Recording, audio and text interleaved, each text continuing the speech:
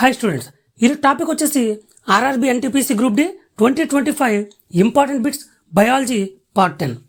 First one చూద్దాం. Nephrology అనేది దేని యొక్క అధ్యయన శాస్త్రము? నెఫ్రాలజీ అనేది దేని యొక్క అధ్యయన శాస్త్రం? దీని ఆన్సర్ మూత్రపిండాలు. ఓకేనా? నెఫ్రాలజీ అనేది మూత్రపిండాల గురించి అధ్యయనం చేస్తుంది. సేమ్ ఆండ్రాలజీ అనేది దేని యొక్క అధ్యయన శాస్త్రం అంటే శుక్ర కణాల గురించి అధ్యయనం చేసే శాస్త్రం ఏంటంటే ఆండ్రాలజీ. ట్రైకాలజీ అనేది వెంట్రుకలు. ఓకేనా? వెంట్రుకలు లేదా జుట్టు గురించి అధ్యయనం చేసే శాస్త్రం దేనికి సంబంధించిందంటే ట్రైకాలజీ. న్యూరాలజీ అనేది నాడీ కణం గురించి అధ్యయనం చేస్తుందమ్మా. న్యూరాలజీ అంటే నాడీ కణం గురించి అధ్యయనం చేసే శాస్త్రము. Next one.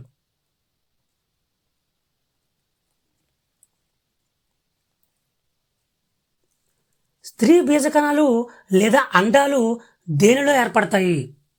స్త్రీ బీజకణాలు లేదా అండాలు అనేవి దేనిలో ఏర్పడతాయి? దీని ఆన్సర్ అండాశయం. ఓకేనా? దీని ఆన్సర్ అండాశయం. స్త్రీ బీజకణాల నుంచి స్రవించబడే హార్మోన్ ఏంటంటే ఈస్ట్రోజన్. అలా ఇప్పుడు స్త్రీ బీజకణాలు లేదా అండాలు దేనిలో తయారవుతాయి అంటే అండాశయంలో తయారవుతాయి. Next one.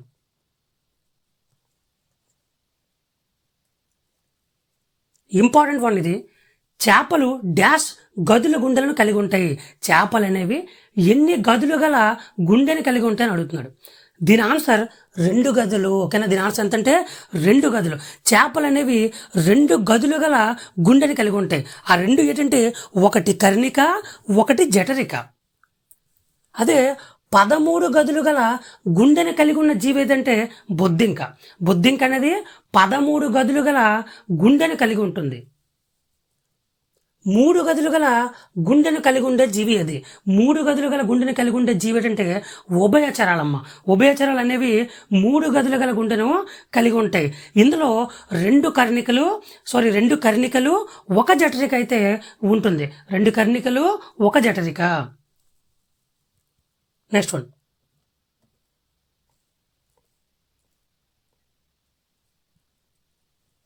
ఈ క్రింది వానిలో ఏది మాస్టర్ గ్లాండ్ అలాగే ఎండోక్రైన్ గ్రంథి అని పిలువబడుతుంది? దీని ఆన్సర్ పిట్యూటరీ గ్రంథి లేదా పీయూష గ్రంథి. ఓకేనా? పిట్యూటరీ గ్రంథి లేదా పీయూష గ్రంథి అనేది మాస్టర్ గ్లాండ్ అని పిలువబడుతుంది. అలాగే ఎండోక్రైన్ గ్రంథి అని పిలువబడుతుంది.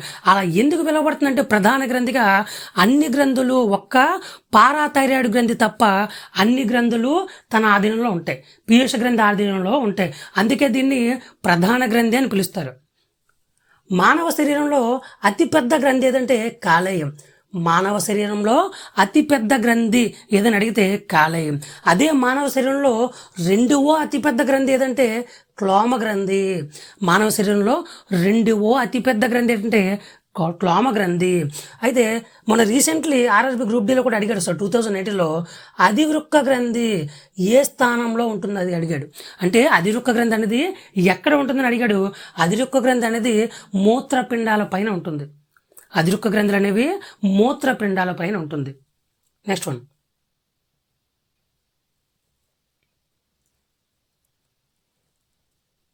ముష్కము.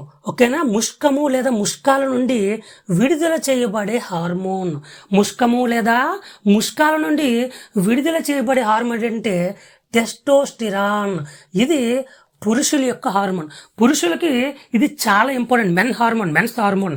ఇది మానవుల్లో పురుషుల్లో ద్వితీయ లక్షణాలని బయటపరుస్తుంది. ఎగ్జాంపుల్ ఏంటంటే శుక్ర కణాల ఉత్పత్తి, అట్లాగే మగవారిలో గెడ్డం రావడం, మేసం రావడం, ఇవన్నీ కూడా టెస్టోస్టిరాన్ హార్మోన్ వల్లే జరుగుతాయి. ఇది లోపిస్తే ఏమొస్తుంది అంటే నపుంసకత్వం, అదే అమ్మాయిలుగా మారిపోవడం గట్ట, అమ్మాయి లక్షణాలు గట్ట బయటపడుతుంటాయి. ఇన్సులిన్. నెక్స్ట్ వన్ వచ్చేటికి ఇన్సులిన్ బాడీలో చాలా చాలా చాలా ఇంపార్టెంట్. ఎందుకంటే ఇన్సులిన్ అనేది బాడీ రక్తంలో ఉన్న చక్కెర స్థాయిలో రక్తంలో ఉన్న గ్లూకోజ్ను గ్లైకోజన్గా మారుస్తుంది. గ్లైకోజన్గా మార్చి రక్తంలో చక్కెర స్థాయిలు లేదా షుగర్ యొక్క నిల్వలని తగ్గించి షుగర్ వ్యాధి రాకుండా కాపాడుతుంది.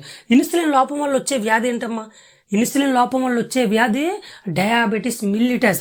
దీన్నే షుగర్ వ్యాధి అంటారు. ఇన్సులిన్ లోపం వల్ల వచ్చే వ్యాధి ఏంటంటే షుగర్ వ్యాధి. ఈస్ట్రోజన్ అనేది స్త్రీ బీజకణాల నుంచి ఉత్పత్తి అవుతుంది. ఈస్ట్రోజన్ అనేది స్త్రీ బీజకణాల నుండి విడుదల చేయబడుతుంది. దీని యొక్క ముఖ్య లక్షణం ఏంటంటే స్త్రీలలో ద్వితీయ లక్షణాలు అంటే 28 రోజులకు ఋతుచక్రం రావడం కానీ, స్త్రీలలో వాయిస్ స్వరం నీట్గా రావడం కానీ, ఇలాంటి ద్వితీయ లక్షణాలన్నీ ఈస్ట్రోజన్ వల్లే వస్తాయి. ఇది అమ్మాయిలకు ఉపయోగపడే హార్మోన్. నెక్స్ట్ వన్, ఈ క్రింది వారిలో తగిన సమాధానాన్ని ఎంచుకోండి. 0 డిగ్రీ సెంటీగ్రేడ్ ఈక్వల్స్ టు ఎంత ఫారెన్హీట్కి సమానం అడుగుతున్నాడు. 0 డిగ్రీ సెంటీగ్రేడ్ అనేది 32 ఫారెన్హీట్కి సమానం. 32 ఫారెన్హీట్కి సమానము. అలాగే 273.15 కెల్విన్కి సమానం. 0 డిగ్రీస్ అనేది ఇది చాలా ఇంపార్టెంట్. 0 డిగ్రీ సెంటీగ్రేడ్ అనేది 32 ఫారెన్హీట్కి సమానము. అలాగే 273.15 కెల్విన్కి సమానము. నెక్స్ట్ వన్,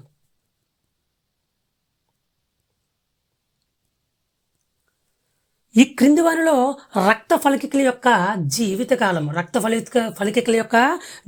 ఏంటంటే 3 నుంచి 10 రోజులు. రక్త ఫలికలు ఎన్ని రోజులు జీవిస్తాయంటే 3 నుంచి 10 రోజులు. ఎర్ర రక్త కణాల జీవితకాలం అడిగితే 120 రోజులమ్మా.